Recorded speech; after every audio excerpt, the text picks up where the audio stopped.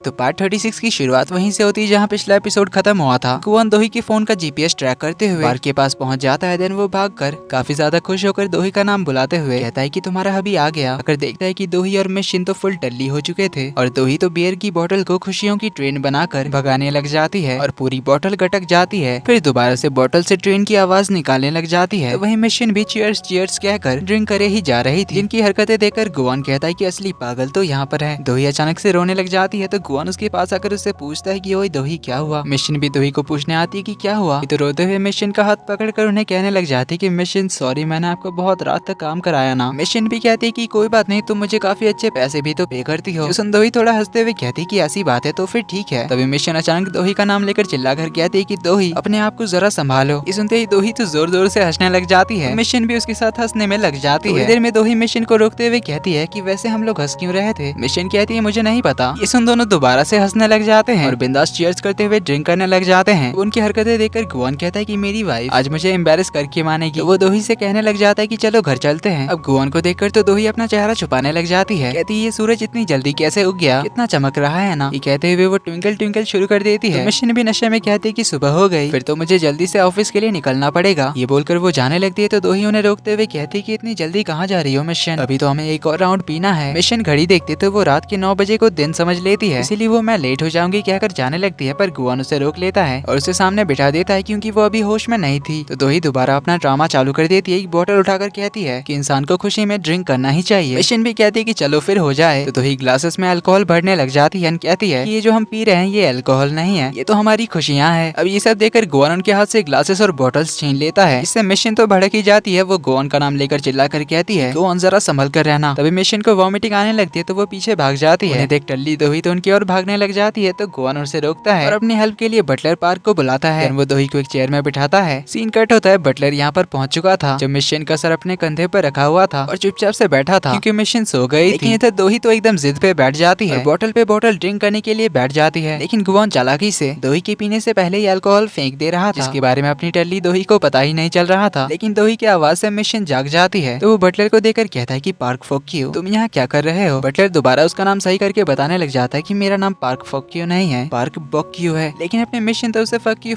ही बुलाने लग जाती है। इधर गुआन दोही को रोकते हुए कहता है कि अब बहुत हो गया, चलो अब घर चलते हैं। तो दोही अभी जाकर गुआन को पहचानती है, कहती है कि अभी मुझे अभी पिगी बैक राइड पे जाना है। अब उसकी इतनी प्यारी हरकतों को देखकर गुआन तो स्माइल करने लगता है और उसे पिगी बैक राइड देकर घर के पास ले आता है, जहाँ दोही उसे बताती है कि मैं आज सुपर हैप्पी हूँ। आज मेरे कंधे पे से बहुत बड़ा बोझ हल्का हो गया, इसीलिए आज मैं बहुत ही ज्यादा खुश हूँ। पर इससे मुझे मैडम जू के लिए बुरा लग रहा है क्योंकि आज सिर्फ मैं ही खुश हूँ। गुआन उसे चेयर अप करता है। दोही खुश होकर कहती है कि अभी मुझे एक और बार घूमना है। गुआन कहता है ठीक है पर क्या तुम्हें पता है कि हमने यहाँ के कितने चक्कर काटे हैं। दोही कहती वो तो मुझे पता नहीं पर मुझे एक और बार घूमना है। तो क्या तुम अपनी प्यारी वाइफी के लिए इतना नहीं कर सकते। उसकी बात से सुन गुआन तो काफी खुश होते हुए कहता है कि ओके चलते हैं, जिससे दोही भी बहुत ज्यादा खुश होती है। इस तरह काफी बार चक्कर लगाने के बाद गुआन दोही को घर पे ले आता है, जहाँ उसे सुलाने के बाद वो काफी देर तक उसके पास बैठा रहता है। इधर बटलर पार्क तो मिशन के कहने पर उन्हें उनके घर तक छोड़ने के लिए आता है। उसे आसपास तो बहुत सारी बिल्डिंग्स दिख रही होती है, इसलिए उससे पूछता है कि आखिर तुम्हारा घर कौन सा है। अपनी टल्ली मिशन ये सुनकर उससे पूछने लग जाती है कि आखिर तुम्हें मेरे घर के बारे में क्यों जानना है। बटलर कहता है तुम्हें तुम्हारे घर छोड़ने के लिए। अब ये सुन तो मिशन उसे अजीब से घूरने लग जाती है। बटलर पूछता है क्या हुआ, ऐसे क्यों घूर रही हो। मिशन तो उसके ऊपर गिर देती है, जिन्हें बटलर होल्ड करता है। तो मिशन कहती है तुम कितने काइंड आदमी हो। बटलर उसे सीधा खड़ा करता है, कहता है कि मैं तो बस अपनी डायरेक्टर गुआन की बात मान रहा था, उन्होंने मुझे ऑर्डर दिया था आपको आपके घर तक छोड़ने का, तो इसीलिए मैं उनका ऑर्डर फॉलो कर रहा हूँ। ये सुन मिशन दोबारा उसके ऊपर गिर जाती है, कहती है तुम कितने रिस्पॉन्सिबल हो। अब पहली बार मिशन के मुंह से अपनी तारीफ सुनकर बटलर तो बड़ा खुश हो रहा था, इसीलिए वो उसे दोबारा सीधा खड़े रहने के लिए कहता है। और मिशन तो अगेन उसके ऊपर गिर जाती है, उससे कहती है तुम जब हंसते हो तो काफी क्यूट लगते हो। बटलर उसे सीधा खड़ा करते हुए कहता है कि हाँ ये सब सच है, पर मुझे बताओ कि तुम्हारा घर कौन सा है। जो सुन मिशन आसपास देखने लग जाती है, कहती है कि आखिर ये कौन सी जगह है। बटलर पूछता है कौन सी जगह से तुम्हारा क्या मतलब है, तुमने तो मुझे इस जगह का पता बताया। जो सुन मिशन कहती पर मैं तो यहाँ नहीं रहती हूँ। जो सुन बटलर तो अपना सर पकड़ लेता है, पर इधर मिशन भी लड़खड़ा कर गिर रही होती है, इसीलिए वो उसे दूसरे हाथ से होल्ड करता है। तभी वो आसमान में देखता है, चांद तो काफी बड़ा हो चुका था। ये देख वो अपना फोन निकालता है, इससे उसे याद आता है कि 2 दिन बाद फुल मून नाइट होने वाली है। जो देख वो तो बड़ा खुश होता है कि गुआन को अब अपनी पावर्स जल्दी ही मिल जाएगी। पर वो जैसे अपने साइड में देखता है मिशन तो गायब थी, और फिर नीचे देखता है कि वो तो जमीन पे गिरी हुई थी। तो वो उसे उठाने लग जाता है। इधर वाइल्ड डॉग गैंग पूरे शहर में फैल जाते हैं। शहर की हर छोटी से बड़ी दुकान में जा जाकर सभी पूछताछ करने लग जाते हैं। इवन हर गली मोहल्ले के हर घर पे भी पूछताछ करने जाते हैं। वहीं इधर किलर जो कि एक प्ले स्टेशन के अंदर होता है और वो उस ग्लब्स वाले मास्टरमाइंड के मैसेज का वेट कर रहा होता है जो आज उससे मिलने आएगा। कहता है। मिलकर वो किलर को उसका काम समझाएगा। वहीं इधर पुलिस वाले अपने क्रिमिनल डेटाबेस में स्केच के जरिए फेशियल मैच करके किलर का पता लगा लेते हैं, जो कि एक पुराना कैदी था जिसका नाम था क्वांग चुल। वही वो किलर अपने अड्डे पर बहुत सारा पेट्रोल ले आता है, जिन्हें वो जैसे ही रखता है तो वो देखता है कि कोई पीछे बैठा हुआ है। किलर कहता है कि तो तुम आ गए। दिन उसे बताने लगता है कि उस डेमन को मारने का जो सबसे सूटेबल तरीका मुझे लगा वो है ना खत्म होने वाली आग में उसे जलाने का, जो उसके ही किताब में लिखा हुआ है। तभी उस डेमन को खत्म किया जा सकता है। तो ये कहता है कि मैं गॉड का काम कर रहा हूँ इस डेमन को खत्म करके, इसलिए याद रखना मैं कोई मर्डरर नहीं हूँ, मैं एक आर्टिस्ट हूँ। अब ये किलर अपनी साइकोपंथी वाली बातें बताने लग जाता है कि क्या तुम्हें पता है कि इंसान गॉड और डेमंस दोनों से महान क्यों है? क्योंकि इंसान चाहे तो वो खुद भगवान भी बन सकता है और शैतान भी, या इन दोनों से भी महान बन सकता है। अब ये किलर ये सब दूसरी और फेस करके बता रहा होता है। तभी ये ग्लव्स वाला बंदा आकर किलर के गले में फंदा लगाकर उसका गला दबाकर मारने की कोशिश करने लग जाता है। तभी हमें उसका चेहरा भी दिखाया जाता है और वो और कोई नहीं बल्कि नोसुक होता है। तो वो किलर को काफी तड़पाने के बाद छोड़ देता है। तो किलर डर के मारे यहाँ से भागने लगता है और नोसुक तो इसे देखकर शैतानी हंसी हंसने लग जाता है। किलर भागकर अपने अंडरग्राउंड अड्डे में आ जाता है और अंदर से दरवाजा बंद कर लेता है। वो घबराते हुए नीचे आता है, जहाँ से वो एक चाकू निकाल लेता है और नोसुक से कहता है कि थैंक यू मुझे जेल से निकलवाने के लिए। मैंने सोचा नहीं था कि मैं तुम्हें ऐसे रीपे करूंगा, पर तुमने पहले लाइन क्रॉस की, इसीलिए मुझे तुम्हें मारना ही पड़ेगा। ये कहकर वो सीढ़ियों से ऊपर जाने लगता है, पर तभी नीचे वो पेट्रोल देखता है जो कि बाहर से नोसुक ने उसके दरवाजे के नीचे से गिरा दिया था। इससे पहले कि किलर कुछ कर पाता, नोसुक बाहर से अपने लाइटर से आग लगा देता है। जो देख किलर तो काफी पैनिक करने लग जाता है। आसपास उसे जो कुछ भी दिखाई देता है उन सबको यूज करके आग को बुझाने की कोशिश करता है। नहीं कर पाता तो आग से बचते हुए वो सीढ़ियों के ऊपर उठता है और नोसुक को दरवाजा खोलने के लिए कहता है, पर बाहर से नोसुक उसे जलता हुआ देखकर अपनी शैतानी हंसी के साथ उसे ऐसे जलता हुआ छोड़कर यहाँ से चला जाता है, जहाँ वो अपने घर लौटकर फायर प्लेस में अपने ग्लव्स को जलने के लिए फेंक देता है। और यहीं से शुरू होता है इसका फ्लैशबैक। जब मैडम जू को पता चल गया था कंपनी में फ्रॉड नोसुक कर रहा है और इसी ने तेजिन को मरवाया था, तब मैडम जू ने इसे साफ कह दिया था कि तुमने जो गलत किया है, एक इंसान की जान लेकर की सजा तुम्हें जरूर मिलेगी। नोसुक ने कहा था कि आपकी वजह से ही ये सब हुआ मॉम। ये कहकर वो गुस्से में चला गया था और फिर दूर से उन्हें गुस्से में घूरने लगता है। यहाँ से गुस्से में जाकर उसने मैडम जू के दवाइयों को बदल दिया था, जिसे खाकर उनकी मौत हुई। मरने के बाद मैडम जू ने जो सभी के लिए लेटर लिखा था, नोसुक वाले लेटर में लिखा हुआ था कि शायद मेरी ही गलती थी, मैंने एक शैतान को जन्म दिया है और याद रखना तुम्हें अपनी पापों की सजा जरूर मिलेगी। तब तक तो पता चल ही चुका था कि इसी ने किलर को हायर किया था दोही को मारने के लिए, और अब क्योंकि उस किलर की वजह से नोसुक को गुआन की पावर्स के बारे में भी सब कुछ पता चल गया है और उसके पावर्स के लिमिटेशंस के बारे में भी। इवन उस डेमन बुक को पूरी तरह से पढ़कर उसे गुआन के बारे में सब कुछ पता है। कमिंग बैक टू प्रेजेंट, तो फायर प्लेस की ओर देखकर बहुत ही खतरनाक हंसी हंसने लग जाता है, जिससे हमें समझ आता है कि ये भी कोई साइको से कम नहीं है, क्योंकि जब इसका बेटा इतना साइको है तो उसका बाप यानी नोसुक कितना बड़ा साइको होगा। तो अब ये दोही और गुआन के लिए कौन सी मुसीबत लाने वाला है ये तो हमें आगे ही पता चलेगा। इधर दोही जब सुबह उठती है तो गुआन उसके लिए बहुत सारा हैंगओवर ड्रिंक लाता है, इसे पीकर वो अपना दिमाग ठंडा करती है। तभी इन दोनों के फोन पर ही साथ में कॉल आता है दोही को पुलिस स्टेशन से और गुआन को वाइल्ड डॉग के लीडर से, जो उन्हें कहते हैं कि किलर का पता चल गया है और थोड़ी देर में हमें उसका पता चल जाएगा। पर जब पुलिस उस किलर के अड्डे पर पहुंचते हैं तब तक तो सब कुछ जलकर राख हो चुका था और वो किलर भी जलकर मर चुका था। इसके सीने में किसी ने चाकू मारा था। इसके बाद ही सीन शिफ्ट होता है पुलिस स्टेशन में, जहाँ डिटेक्टिव गुआन और दोही को बुलाकर उस किलर के बारे में बताने लगते हैं कि ये काफी खतरनाक किलर था, इसने बहुत से लोगों को मारा था। डिटेक्टिव बताता है कि उस किलर के घर पे किसी ने आग लगाई थी जिससे उसकी मौत हो गई है, पर फॉरेंसिक से पता चला है कि उसके जलने के बाद किसी ने ठीक उसके दिल पर 20 सेंटीमीटर अंदर तक चाकू मारा है, जिस सुन गुआन और दोही हैरान होते हैं। गुआन को याद आता है उसी किलर का जब उसने गुआन के सीने में चाकू मारा था। तो इसी के साथ पार्ट 36 एंड 37 का एंड यहीं पर होता है। वीडियो पसंद आई तो वीडियो को लाइक कर देना, चैनल पर पहली बार आए तो do subscribe and hit the bell icon. जल्दी ही मिलते हैं अगले पार्ट में, तब तक के लिए take care and bye bye.